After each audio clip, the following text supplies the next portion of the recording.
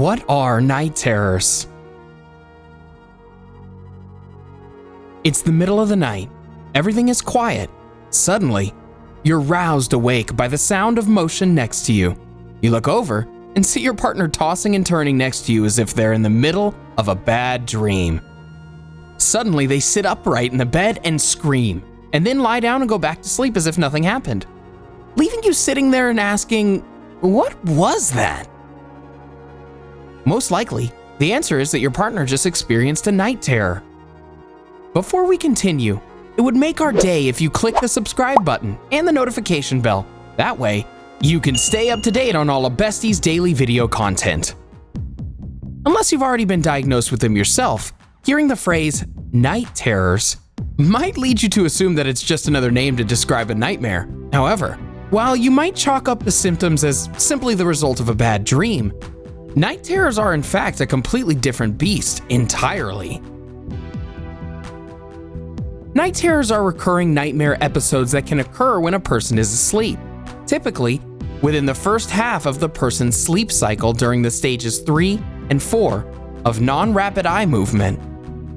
When the night terrors occur, the person affected partially wakes up from this stage of sleep, resulting in the person being in something of a half-sleep, half-awake state. A typical night terror episode can last as quickly as a few seconds or as long as 10 minutes or more. When a night terror occurs, the person affected may sit up in bed, scream or cry, thrash around, or even get out of bed altogether and begin running around the room. Other telltale signs include rapid breathing, an increased heart rate, or flushed and sweaty skin.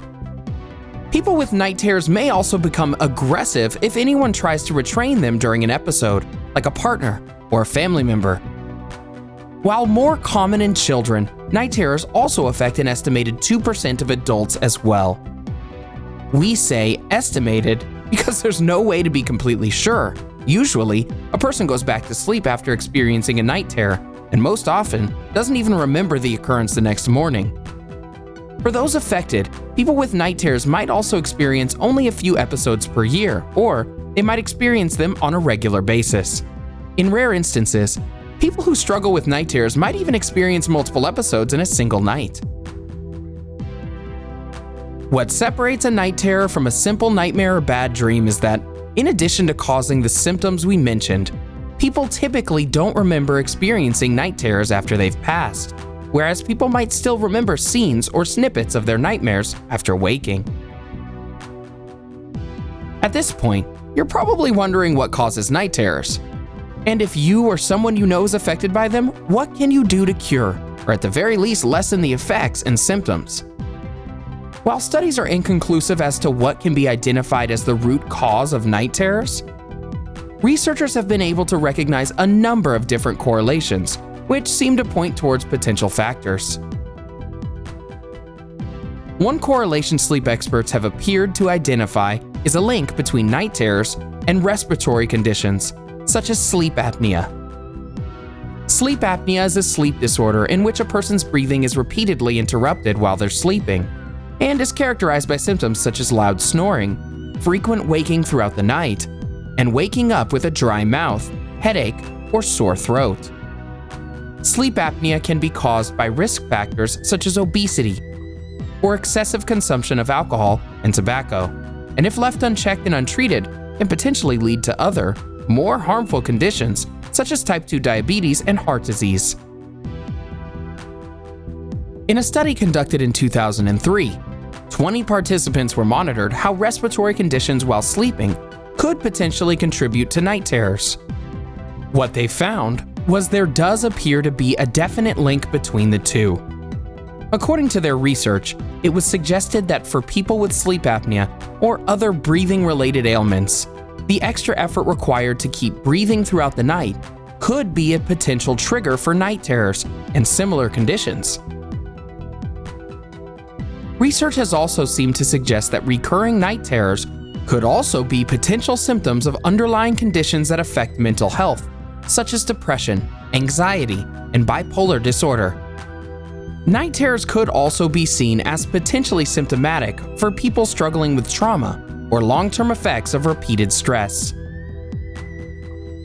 Other factors and possible causes that can contribute to night terrors are conditions such as sleep deprivation and restless leg syndrome, fatigue, illness, alcohol use, or certain types of medication. Because they are so uncommon, it can be hard to identify or diagnose the potential signs of night terrors. Fortunately, not counting the underlying conditions, night terrors don't always necessarily require treatment. However, in some cases, night terrors can have a negative effect on your waking life by disrupting your sleep and ability to rest, or by causing you to run the risk of accidentally harming yourself or another person during an episode. In order to treat night terrors, it's important to try and identify the potential underlying factors and causes, as oftentimes night terrors can end up being a symptom of something worse.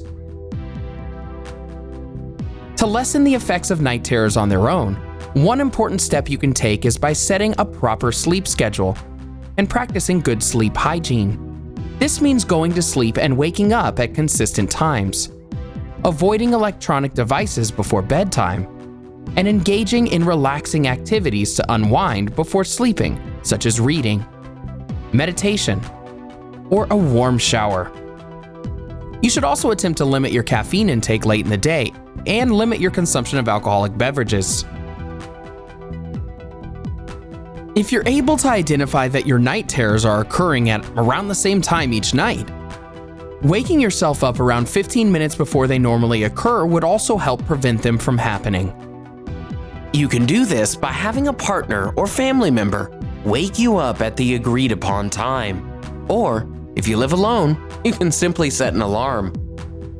Once you've woken up, it's advised that you stay awake for several minutes before going back to sleep. Since night terrors can be indicative of other problems pertaining to mental health, you may also want to consider seeking out a mental health professional who is equipped with the tools and experience necessary to help accurately diagnose and treat these underlying conditions. If your partner struggles with night terrors on a regular basis, you might be wondering what you can do in order to help them through these episodes. One thing you should avoid doing is attempting to wake your partner up during one of these episodes. Not only can your attempts prove to be unsuccessful, but trying to wake someone currently experiencing night terrors could cause them to become confused and aggressive, which can lead to unintentional harm.